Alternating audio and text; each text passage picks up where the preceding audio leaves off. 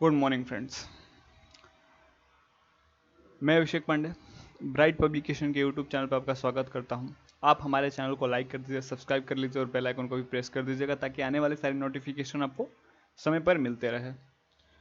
हम लोग सामाजिक विज्ञान के जियोग्राफी यानी भूगोल को स्टार्ट कर रहे थे, जिसमें हमने 5 चैप्टर खत्म कर दिया। 5वां चैप्टर हमने पढ़ा था प्राकृतिक वनस्पति एवं जन्य जीव प्राणियों के बारे में हमने अध्ययन किया था। प्राकृतिक वनस्पति के बारे में अध्ययन किया था। अब हम लोग पढ़ेंगे छठा चैप्टर जनसंख्या यानी पॉपुलेशन। हमारे देश में जो आबादी है वो किस तरह की है, उसमें किन तरह की भिन्नता पाई जाती है, किस राज्य में किस तरह का पॉपुलेशन है, उनमें क्या क्वालिटी है, क्या मेरिट है, क्या डिमेरिट है, उनके बारे में हम लोग इस चैप्टर में अध्ययन करेंगे। तो इसका पहला क्वेश्चन बोलता है कि भारत में सर्वाधिक साक्षरता को इंग्लिश में लिटरेसी बोलते हैं। तो भारत में सर्वाधिक साक्षरता दर किस राज्य में है? तो ऑप्शन में है पश्चिम बंगाल, बिहार, महाराष्ट्र, केरला। इसका राइट आंसर क्या हो जाएगा? आप सभी को पता होगा, इसका राइट आंसर केरला हो जाएगा। केरला में सर्वाधिक साक्षरता दर है भारत में, और सबसे कम कहाँ पर है? तो बिहार में है। सबसे कम कहाँ पर है? तो बिहार राज्य में सबसे कम शिक्षा दर है, माने साक्षरता दर है। सबसे कम पढ़े लिखे लोग कहाँ रहते हैं? बिहार में। भारत की औसत आयु संरचना क्या है? औसत आयु संरचना कहने का क्या अर्थ होगा? औसत आयु संरचना कहने का अर्थ है कि भारत में औसत व्यक्ति या एवरेज जो यहाँ के लोग हैं कितने वर्ष तक जीवित रहते हैं, क्या कितने वर्ष तक जीवन व्यापन करते हैं? तो इसका राइट आंसर हो जाएगा 64.6 वर्ष। 64 वर्ष लगभग, या 65 वर्ष कह सकते हैं कि एक आदमी भारत में जीता है।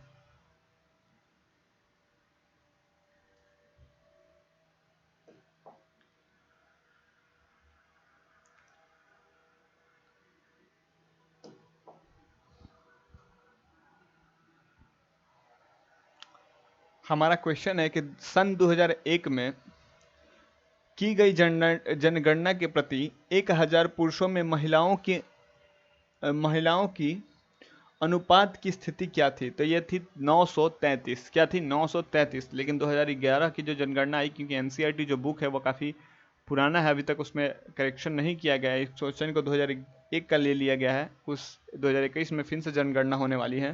तो आज से समझिए कि 20 साल पहले का डाटा है। तो उस समय भारत में 933 महिलाएं थीं 1000 पुरुषों पर। 1000 मेल थे तो 933 महिलाएं थी। भारत की औसत जनसंख्या घनत्व प्रति वर्ग किलोमीटर क्या है? तो ये है 325। 2001 के डाटा के हिसाब से कितना? 2001 का डाटा जो जनगणना हुआ था उसके हिसाब से ये डाटा बताया जा रहा है कि कितना है? 325 व्यक्ति। अगर 1 किलोमीटर आप जाइएगा ऑन एन एवरेज, कहीं कहीं तो बहुत ज़्यादा मिल जाएगा। मान लीजिए कि आप दिल्ली या मुंबई में जाइएगा 1 किलोमीटर में तो आपको अनेक आदमी मिल जाएंगे। वही अगर आपको कह दिया जाए हिमालय पे जाने को, तो हिमालय में आपको कम आदमी मिलेगा, कम का नहीं है मिलेगा। राजस्थान में या थार के मरुस्थल में भेज दिया जाए तो वहाँ भी आपको 1 से 2 आदमी मिलेंगे। तो ऑन एवरेज निकाला गया, भारत में जितना भी पॉपुलेशन था उसको लिया गया और जितना एरिया था उसे डिवाइड करने पर हमको पता चला कि भारत में 325 व्यक्ति 1 किलोमीटर में रहते हैं। कितना? भारत में 325 व्यक्ति 1 किलोमीटर में रहते हैं।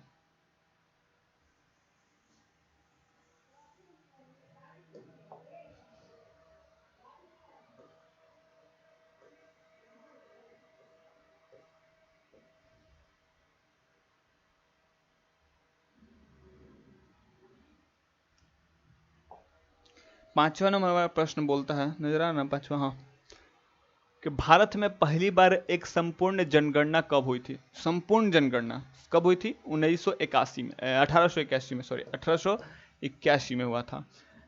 भारत में प्रथम जनगणना कब संपन्न हुआ था? भारत में पहला जनगणना कब संपन्न हुआ था? तो ये संपूर्ण नहीं था, कुछ स्मॉल बेसिक पे, मतलब छोटी इकाई पे किया गया था। तो ये खत्म हुआ था 1872 में। 1872 में। उसके बाद 1881 में जो स्टार्ट हुआ, हर 11 साल के बाद या हर 10 साल के बाद एक बार जनगणना हमारे देश की जाती है। तो वो 1881 के बाद से स्टार्ट हो गई।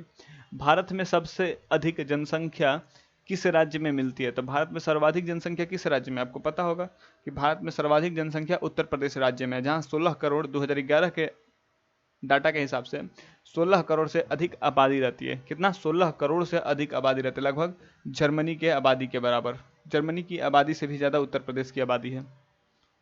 भारत में सबसे अधिक जनसंख्या वाला बड़ा शहर कौन है? चेन्नई, दिल्ली, कोलकाता या बृहत मुंबई? इसका राइट आंसर क्या हो जाएगा? बृहत मुंबई हो जाएगा इसका राइट आंसर। सर्वाधिक जनसंख्या भारत में बृहत मुंबई में पाई जाती है। जनसंख्या में बच्चों का एक बहुत बड़ा अनुपात निम्नलिखित में से किसका परिणाम है? उच्च जन्म दर, उच्च मृत्यु दर, उच्च जीवन दर या अधिक वैवाहिक जोड़े? इसका राइट आंसर क्या हो जाएगा? उच्च, इसका राइट आंसर हो जाएगा उच्च जन्म दर। क्या? इसका राइट आंसर हो जाएगा उच्च जन्म दर।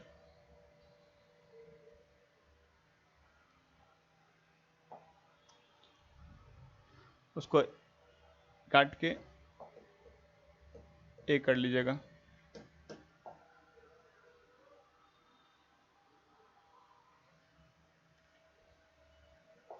हमारा क्वेश्चन बोलता है कि निम्नलिखित में से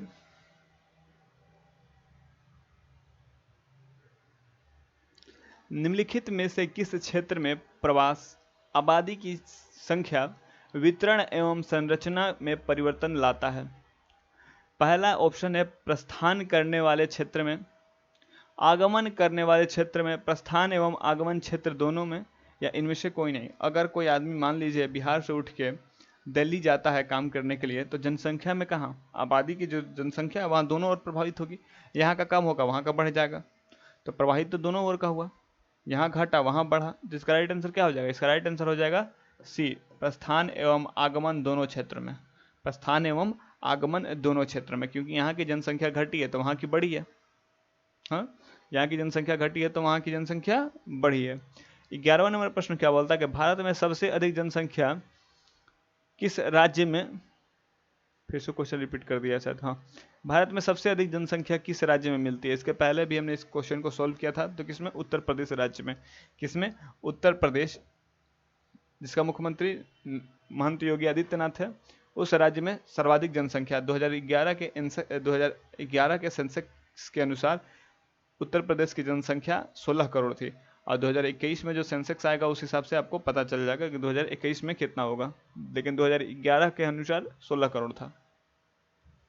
और वहीं बिहार की जनसंख्या कितनी थी? 10 करोड़ थी। 2011 में 10 करोड़ थी, और आगे कितना होगा 2021 में वो आएगा सेंसेक्स, तो आपको पता चल जाएगा। केंद्र शासित प्रदेश, क्या केंद्र शासित प्रदेशों में सबसे कम जनसंख्या किसका है? पुद्दुचेरी का, लक्षद्वीप का, दमन एंड दीव का, दादर और नागर हवेली का? इसका राइट आंसर क्या हो जाएगा? लक्षद्वीप आइलैंड। आपको पता होगा कि लक्षद्वीप में मात्र 10 ही ऐसे द्वीप हैं जहां मानव का निवास है। क्या है? मात्र 10 ही ऐसे द्वीप है। आप समझ जाइए कि लक्षद्वीप में बहुत छोटे छोटे द्वीप हैं। क्या है? बहुत छोटे छोटे द्वीप है, कोई 2 किलोमीटर 3 किलोमीटर का ही द्वीप है।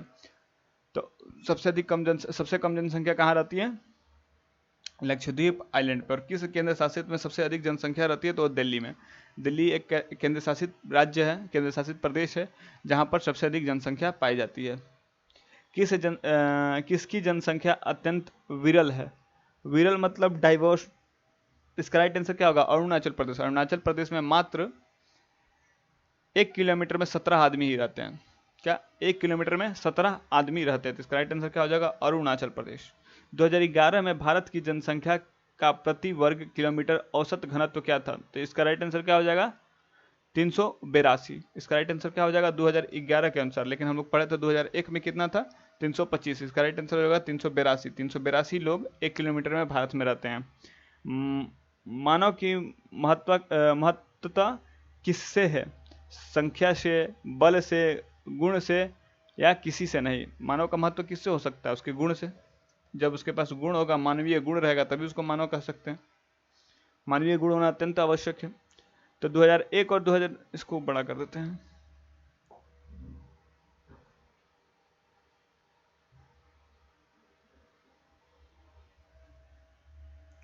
क्वेश्चन है 2001 और 2011 के अनुसार भारत के किस राज्य में लिंगानुपात सबसे कम है? भारत के किस राज्य में लिंगानुपात सबसे कम है? यहाँ राज्य कर लीजिएगा। लिंगानुपात क्या होता है? लिंगानुपात को इंग्लिश में सेक्स रेशियो बोलते हैं। पर 1000 मेल चाइल्ड पे कितना लड़की है, पर 1000 मेल चाइल्ड पे कितना फीमेल चाइल्ड है, 1000 लड़के पर कितनी लड़कियां हैं, उसी को लिंगानुपात सेक्स रेशियो बोलते थे। सबसे कम किस राज्य में है? सबसे कम हरियाणा राज्य में है, सबसे कम हरियाणा में है। वहां पर 1000 लड़कों पर मात्र 800 कुछ लड़कियां हैं। कितना? 1000 लड़कों पर 800 कुछ लड़कियां हैं। 18वां नंबर हमारा प्रश्न बोलता है कि निम्नलिखित में से कौन सा एक जनसंख्या वृद्धि का परिणाम दर्शाता है? एक क्षेत्र की कुल जनसंख्या, प्रत्येक वर्ष लोगों की संख्या में होने वाली वृद्धि, जनसंख्या वृद्धि की दर, प्रति 1000 पुरुषों पर महिलाओं की संख्या। इसका राइट आंसर क्या हो जाएगा? प्रत्येक वर्ष लोगों की जनसंख्या में होने वाली वृद्धि। इसका राइट आंसर हो जाएगा प्रत्येक वर्ष लोगों की जनसंख्या में होने वाली वृद्धि। चलिए इसके आगे का क्वेश्चन हम लोग देखते हैं।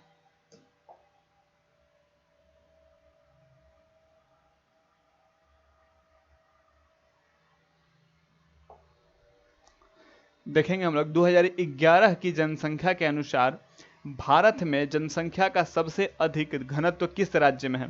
2011 के जो 2011 का डाटा आया था उसके अनुसार भारत में किस राज्य में 1 किलोमीटर में सबसे अधिक लोग रहते? तो उस राज्य का क्या नाम है? बिहार। उस राज्य का क्या नाम है? बिहार। सेकंड पे है पश्चिम बंगाल। 2001 तक पश्चिम बंगाल नंबर 1 था, उसको ओवरटेक बिहार 2011 में कर लिया है। बिहार में 1 किलोमीटर में सबसे अधिक लोग रहते हैं। किस निम्नलिखित में से किसकी जनसंख्या अत्यंत विरल है? अत्यंत विरल यानी सबसे कम है, वो है अरुणाचल प्रदेश। अरुणाचल प्रदेश राज्य की जनसंख्या सबसे विरल यानी जनसंख्या डेंसिटी, पॉपुलेशन डेंसिटी सबसे कम है। 1 किलोमीटर में मात्र 17 आदमी 2011 के डाटा के अनुसार 1 किलोमीटर में मात्र 17 आदमी ही रहते हैं। किसमें? अरुणाचल प्रदेश में। केंद्र शासित प्रदेशों में सबसे कम जनसंख्या किसकी है? केंद्र शासित प्रदेशों में सबसे कम जनसंख्या, यह क्वेश्चन लगता है कि रिपीट हुआ है, इसके पहले भी हमने सेम क्वेश्चन को किया है। इसका राइट आंसर क्या हो जाएगा? लक्षद्वीप। लक्षद्वीप आइलैंड में सबसे कम जनसंख्या रहती है। सबसे कम जनसंख्या लक्षद्वीप आइलैंड में रहती है।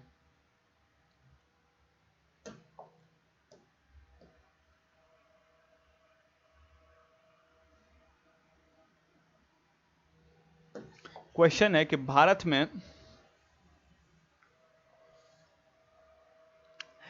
में आदि मानव का विकास कब हुआ? भारत में आदि मानव का विकास आज से लगभग 4 से 5 लाख वर्ष पूर्व, यानी आज से 4 से 5 लाख वर्ष पहले हुआ था। इसका राइट आंसर सी हो जाएगा। भारत में निरक्षरता का प्रतिशत क्या है? इसका राइट आंसर क्या हो जाएगा? 35%। क्योंकि निम्नलिखित में कौन विरल जनसंख्या का क्षेत्र नहीं है? उत्तराखंड, छोटा नागपुर, सिक्किम, बस्तर क्षेत्र। इसका राइट आंसर हो जाएगा छोटा नागपुर, यानी झारखंड का वो भाग जिसे छोटा नागपुर का पठार बोलते हैं। इसका राइट आंसर वो हो जाएगा, वो जनसंख्या विरल क्षेत्र में नहीं आता, क्योंकि बहुत हाई डेंसिटी का पॉपुलेशन इस छोटे नागपुर के पठार वाले क्षेत्र में पाया जाता है। क्या छोटे नागपुर के पठार वाले क्षेत्र में बहुत ज़्यादा जनसंख्या घनत्व तो मिलती है।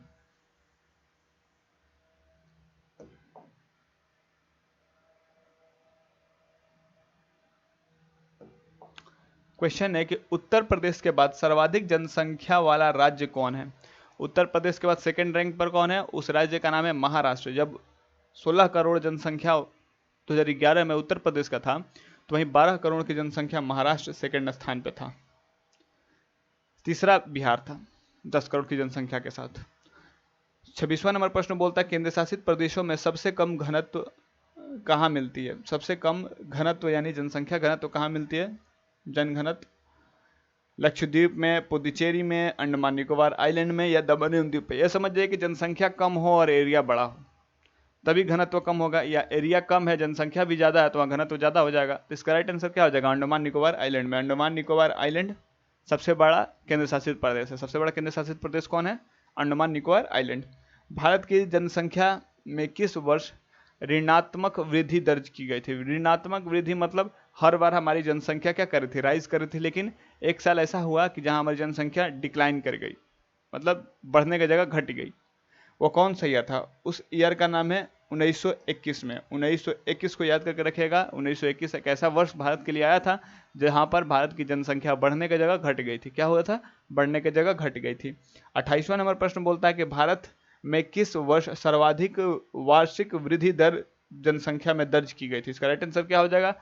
1971 में। 1971 जब बांग्लादेश के साथ युद्ध हुआ था, उसी वर्ष भारत में सर्वाधिक जनसंख्या वृद्धि दर देखा गया था, 1971 में।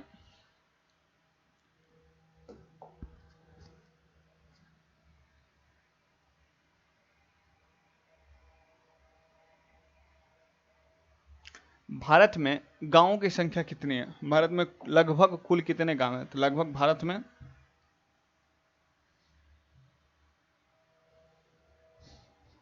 6 लाख से भी ज्यादा गांव है। क्या है? 6 लाख से भी ज्यादा गांव है। ये सब 2011 के डाटा के अनुसार है। हो सकता है कि आने वाली डाटा चेंज हो जाए, लेकिन 2011 के अनुसार भारत में 6 लाख से प्लस 6 लाख से ज़्यादा गांवें थी।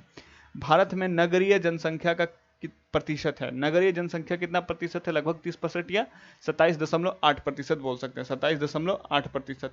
दिल्ली क्षेत्र में ग्रामीणों की अनुपात कितनी है? कितना है? 10%। 90% वहाँ शहरी है और 10% ग्रामीण है।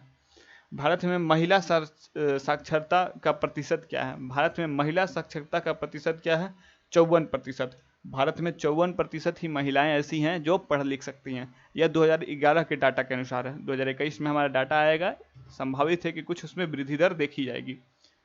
तो ये 2011 के डाटा के अनुसार भारत में मात्र 54% ही महिलाएं ऐसी थी जो पढ़ लिख सकती थी, जो साक्षर थी।